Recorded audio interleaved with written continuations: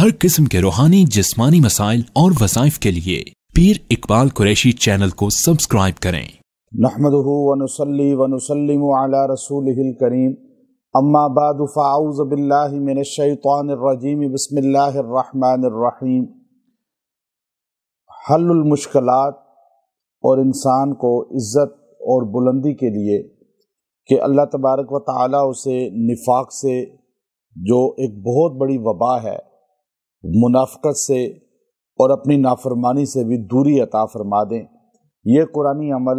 जो नबी करीम सल्लल्लाहु अलैहि वसल्लम पर आयत की शक्ल में नाजिल हुआ, ये दस्तूर बन गया गोया कि क़यामत की सुबह तक। तो ये आयत करीमा मैं आपको इसलिए आज अमलन तोहफ़तन अता कर रहा हूँ कि ये आयत करीमा कुरान पाक के अंदर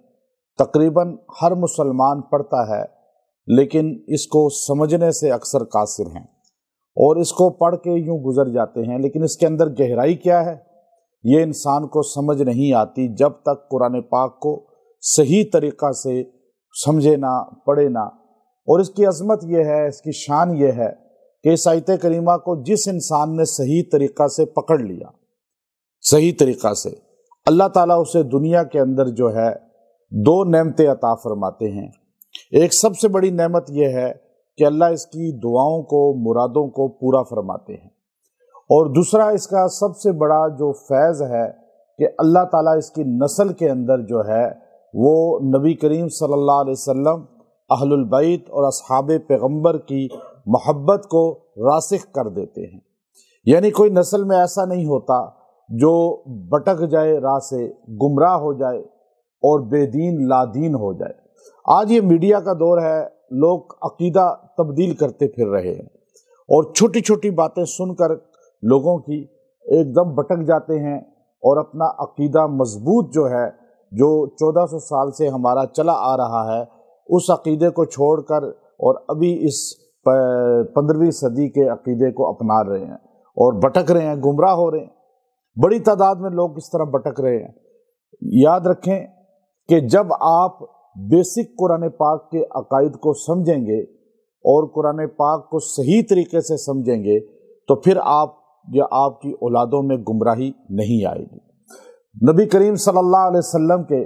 रोज़ा अतहर के साथ और आप अलैहिस्सलातु वस्सलाम ने जिसके बारे में फरमाया कि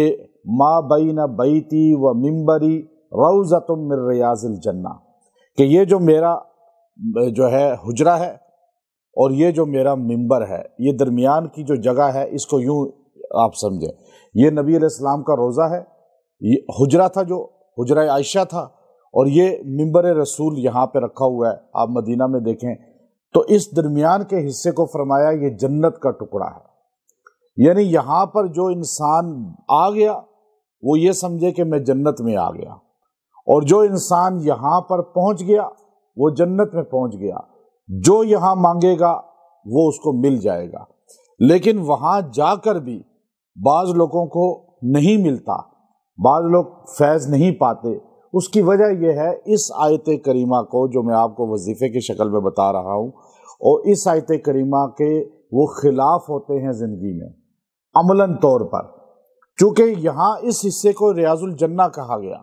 मैं अभी अल्हम्दुलिल्लाह चंद दिन पहले उस जगह पे, मुझे एक दोस्त ने कहा मैंने इंतज़ाम किया है,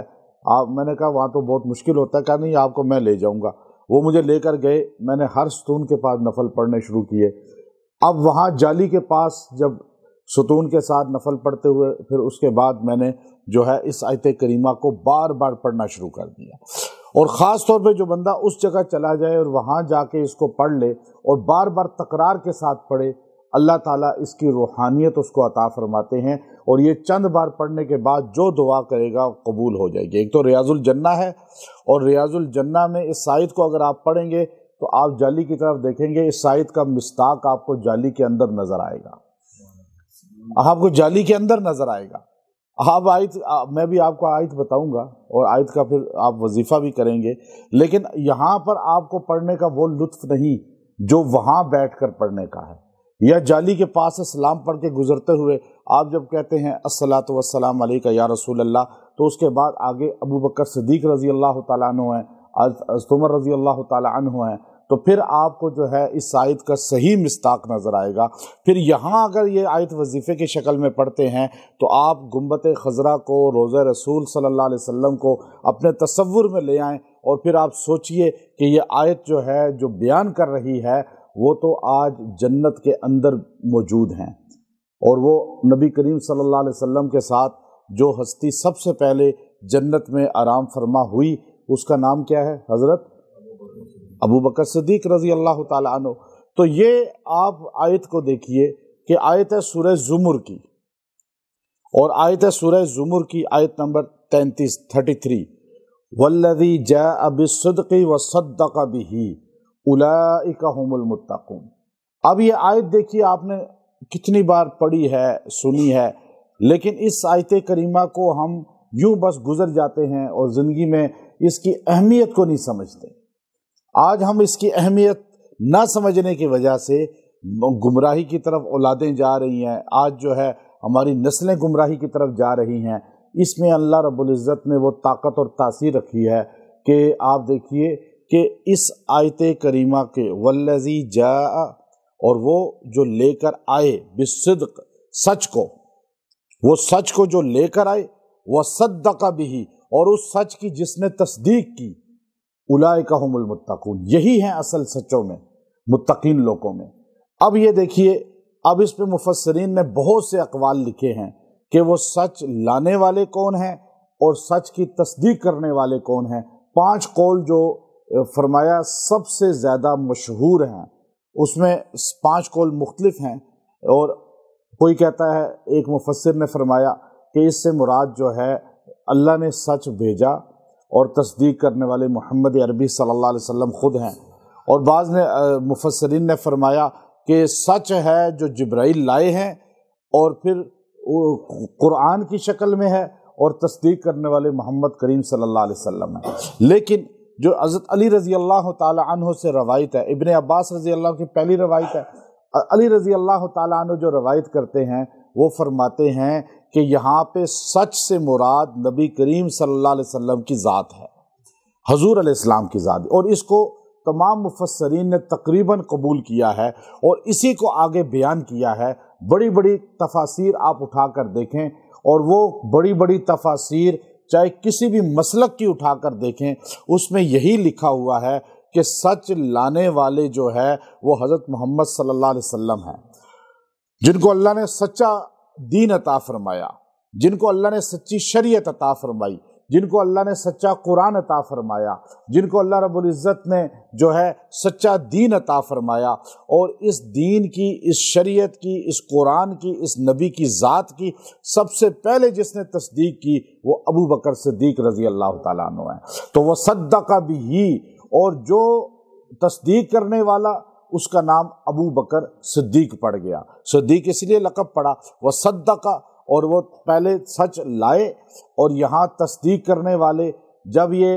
لانے والے کو جو مانے گا،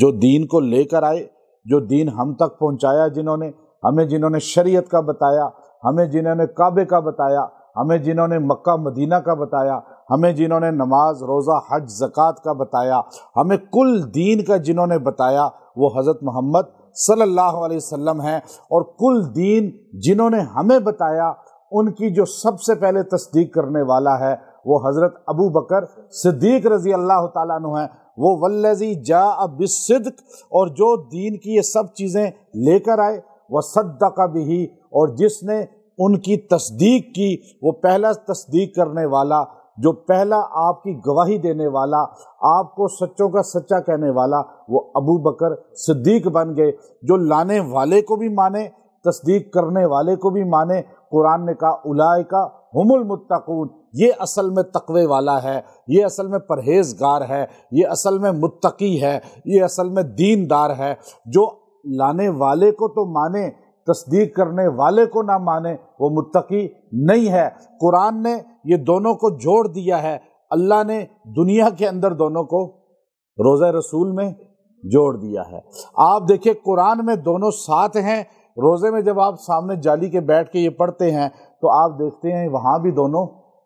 ساتھ ہیں۔ آپ جب یہاں کہتے ہیں کہ والذی جاء بالصدق وصدق به اولئک هم المتقون، تو پھر آپ کا تصور گنبد خضرا میں چلا جاتا ہے، تو آپ پھر وہاں پر اپنا تصور لے جا کر اس آیت کو پڑھتے ہیں، پھر آپ کو ایمان کی حلاوت نصیب ہوتی ہے۔ جب آپ کی اولادوں کو، نسلوں کو پتہ چلے گا کہ وہ سچ لانے والا وہ محمد الرسول اللہ ہیں، سچ کی تصدیق کرنے والا ابو بکر صدیق کی ذات ہے جو خلیفہ بلا فصل ہے، اور روضہ رسول میں آج بھی نبی کے ساتھ ایسے لیٹے ہوئے ہیں کہ نبی اور ان میں کوئی فاصلہ، بیچ میں کوئی دوسرا نہیں ہے۔ جب وہاں پر بغیر فاصلے کے ہیں، بلا فصل ہے، تو پھر خلافت میں ہی بلا فصل ہیں۔ اللہ نے تو کہا کہ چلو تم نہیں مانتے، کوئی اگر نہیں مانتا کہ وہ خلیفہ بلا فصل ہیں تو جا کے مدینے میں دیکھ لو، کیا حضور اور ابو بکر کے درمیان میں کوئی ہے؟ کیوں نہیں ہے؟ اللہ نے کہا ادھر تم کہتے ہو کہ نہیں ہے بلا فصل، تو جا کے گنبد خضرا میں دیکھ لو۔ عام مسلمان جو چھوڑ دے بحث تکرار کو، صرف گنبد خضرا میں جا کے دیکھے ہا ہنا رسول اللہ اور ساتھ لکھا ہوتا ہے ہا ہنا ابو بکر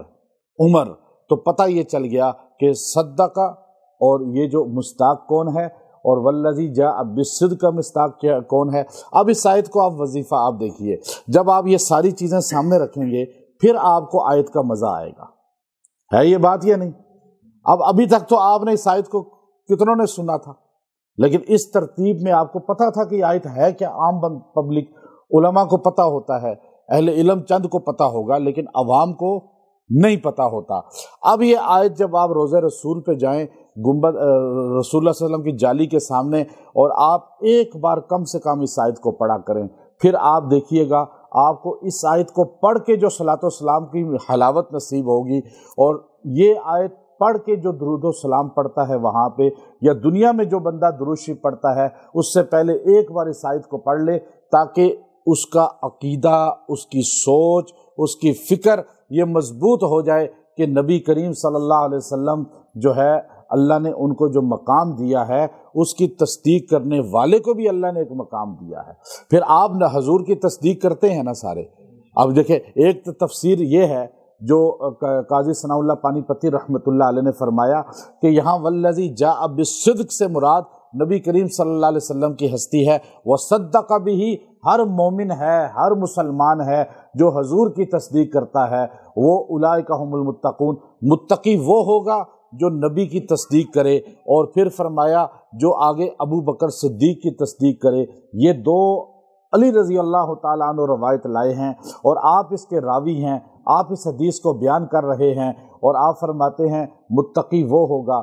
دیندار وہ ہوگا جو نبی کے ساتھ ابو بکر صدیق رضی اللہ تعالیٰ عنہ کو تسلیم کرے گا، عقیدت رکھے گا، محبت کرے گا۔ اب آپ دیکھیے، اگر آپ یہ چاہتے ہیں کہ پریشانیاں اللہ تعالیٰ دور فرما دیں، چونکہ متقی لفظ جو اللہ نے استعمال کیا ہے قرآن پاک میں جگہ جگہ، تقویٰ جو ہے وہ روزی کو بھی کھینچتا ہے، انسان کی طرف لاتا ہے۔ تقویٰ جو ہے وہ اللہ کی مدد کو بھی لاتا ہے۔ تقویٰ جو ہے وہ انسان کو عبادات میں حلاوت نصیب فرماتا ہے، انسان کا رخ جاتا ہے عبادت کی طرف۔ پورے قرآن پاک میں تقویٰ تقویٰ تقویٰ، آپ جہاں دیکھیں گے وہ ان چیزوں کو جوڑ رہا ہوگا۔ اب یہ ساری نعمتیں عطا ہوں گی اس آیت کی وظیفہ سے، اس آیت کو پڑھنے سے، کہ جو انسان اس آیت کو 11 دن تک جو ہے روزانہ 70 بار پڑھے گا اور پڑھ کے دعا کرے گا، جو بھی حاجت ہے، جو بھی انسان کی خواہش ہے، اللہ اس کو تکمیل تک پہنچا دے گا، پورا فرما دے گا۔